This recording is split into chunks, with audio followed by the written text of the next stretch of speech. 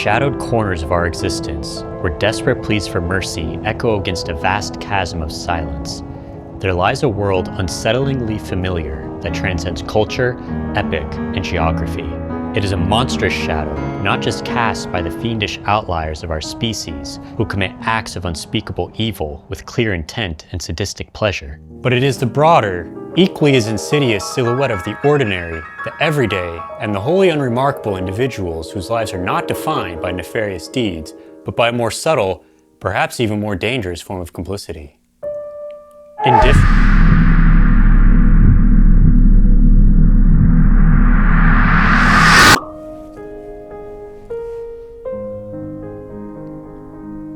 It is in the heart of darkness, under the shadow of Auschwitz, that Jonathan Glazer's The Zone of Interest unfolds as a stark testament to Hannah Arendt's haunting concept of the banality of evil.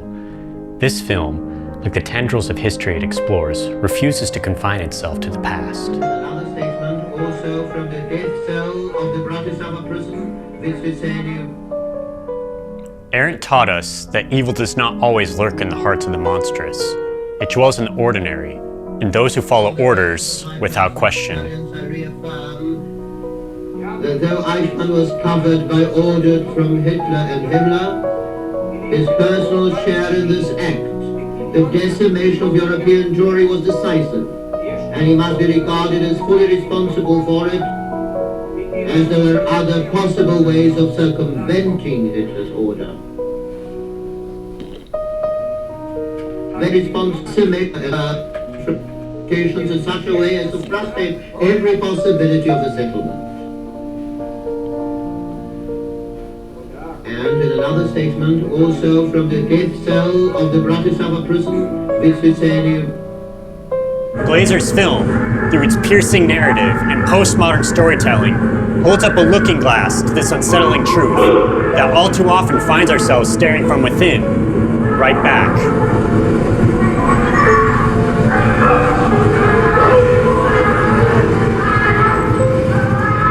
As we stand in the present day, looking back at the atrocities of the past and around the injustices of our current world, it is imperative to ask ourselves how much has truly changed.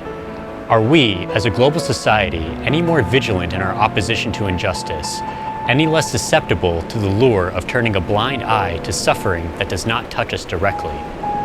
Perhaps the complexities of modern life, with its myriad of distractions and the overwhelming volume of information that bombards us daily, makes it easier than ever to remain willfully ignorant to the plights of others, even as those plights unfold in front of our very eyes.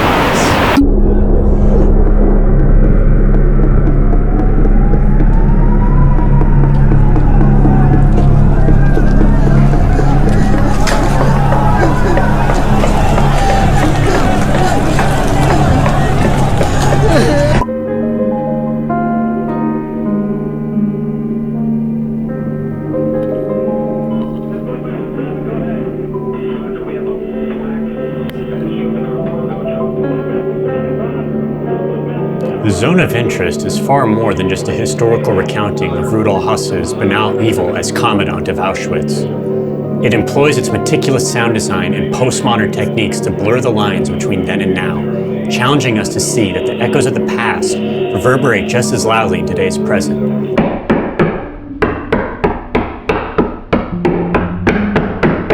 It's a refusal to allow us to view these events as merely historical and safely in the past, and instead insists we view them through a lens of dire current societal relevance.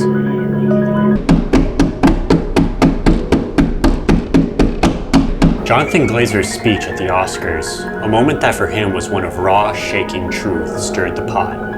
His words, like the film itself, serve as a catalyst, prompting us to question not just the world around us, but our place within it. This is the power of storytelling that refuses to let history lie quietly in the past.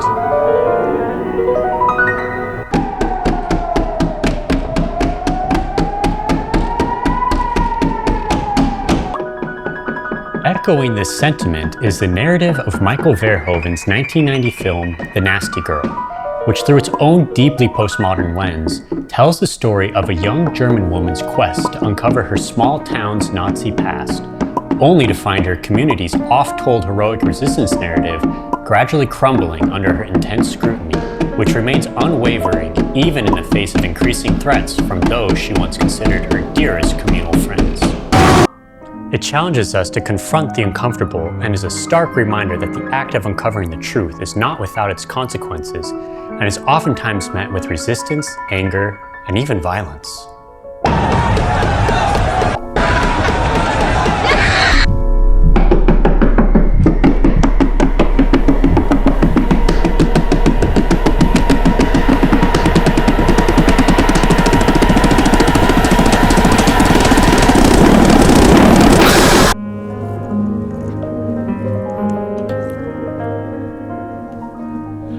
Together, these two films utilize jarring, postmodern storytelling, not just to recount historical events, but to embed them in the fabric of our present. They blur the lines between past and present, reality and narrative.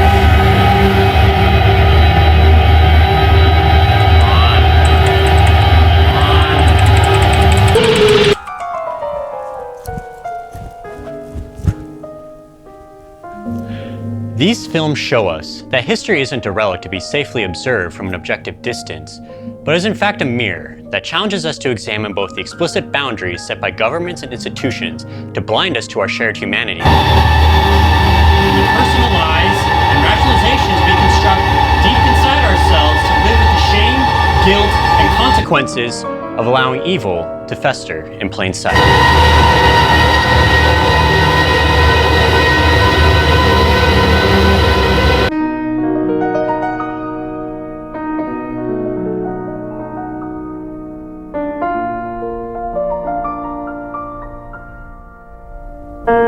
What's been happening? In the morning and the night, there's lots of bombing. Even amidst all these dark reflections, there's still a beacon of hope and promise. By recognizing our potential for indifference and complicity, we also acknowledge our capacity for change, for empathy, and for action against injustice. The zone of interest is a call to dismantle not only the institutional barriers to understanding and compassion, but also to wholly demolish the walls we build around our own hearts so that we may not see or hear the beating of others. Glazer's film and its aftermath remind us that confronting the shadows of the past and present requires courage. It demands that we challenge not only the narratives fed to us by those in power, but also the narratives we tell ourselves that are driven by willful ignorance and self-interest, and lay the groundwork for atrocities to occur in both the shadows and sunlight by valuing personal gain and comfort over opening our eyes and ears to deafening pleas for help.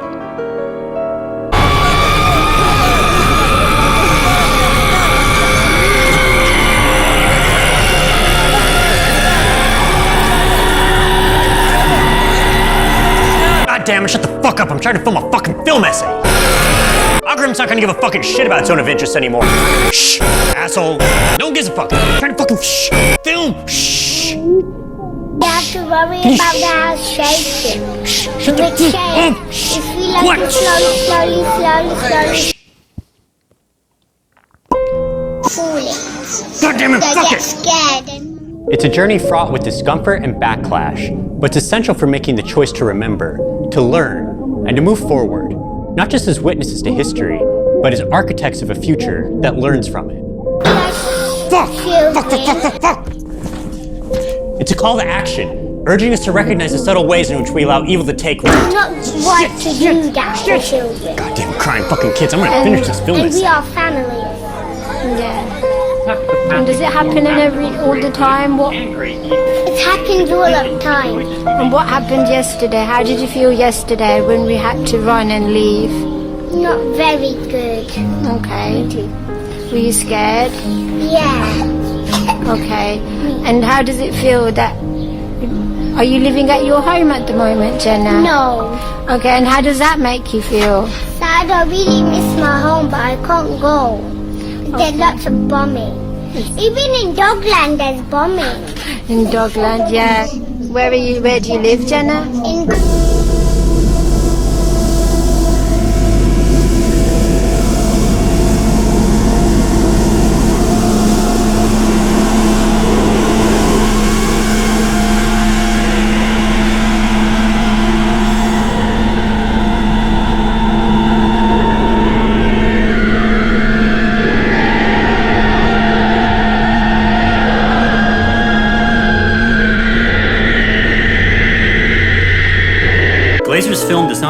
to be mere spectators.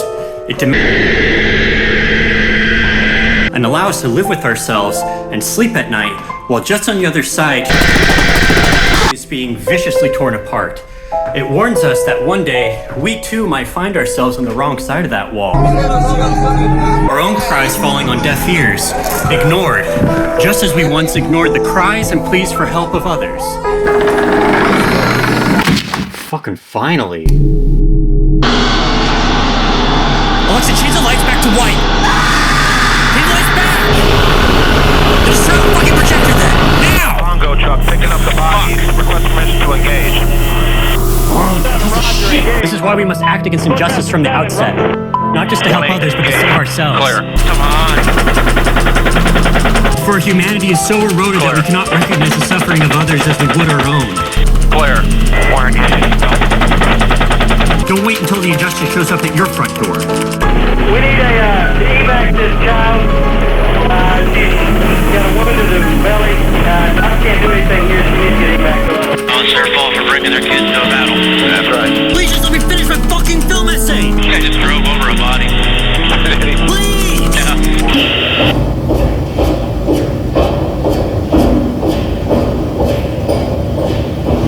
Fuck yes!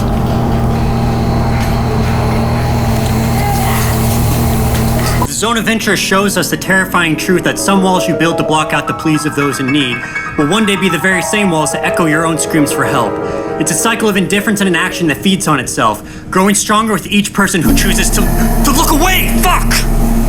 No wall can shield us from the consequences of indifference. Open your eyes and your ears today, because you'll never know tomorrow you might need someone's help to make a difference.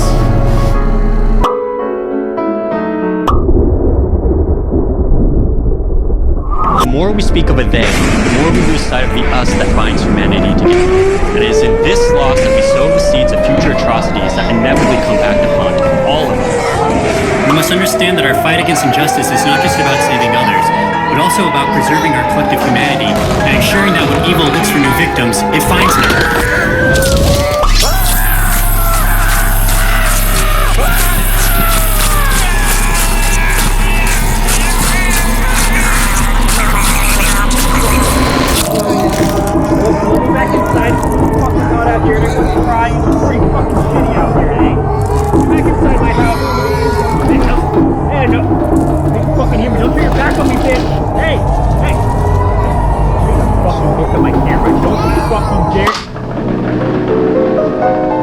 Stay away from my camera, motherfucker! I'm not fucking film this, ain't not yours, you stupid son of a bitch! Give it back! Let me the fuck back inside! Open the front door, Alexa! Open the front fucking... Fuck off, bitch. Stupid robot!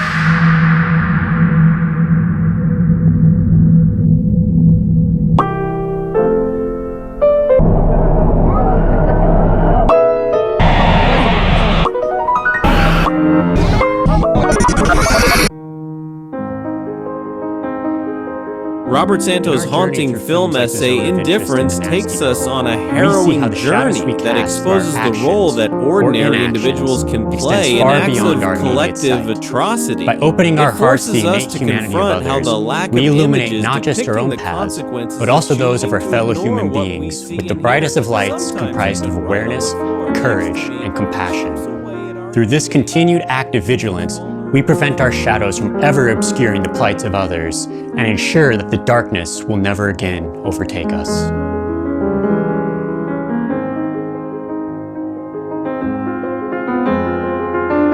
shows that by focusing on a they, a group depicted as different or alien, we begin to detach from our own humanity, alienating ourselves, and setting the stage for creating and participating in unspeakable